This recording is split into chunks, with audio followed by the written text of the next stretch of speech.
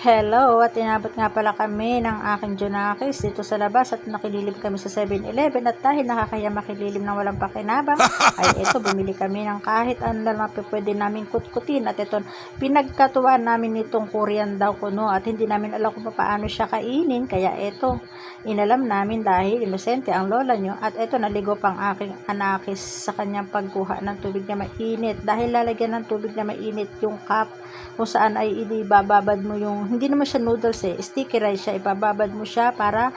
lumambot. Sa loob ng 2 minuto ay kailangan siyang ibabad at pagkatapos ng 2 minuto ay i-drain mo siya at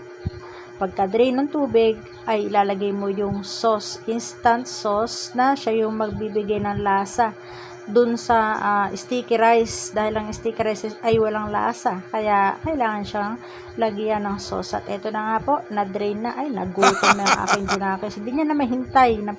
maluto, ayan na, dinrain niya na yung tubig at ito nilalagay niya na yung instant sauce na medyo manamis siya na maanghang. Yan ang magbibigay kasi na ang lasa dyan. Yung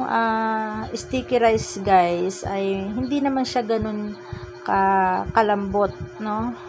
Tama lang na kumbaga chewy siya. Ayan, minekos-mekos niya yung laman para mahalo-halo yung sauce doon sa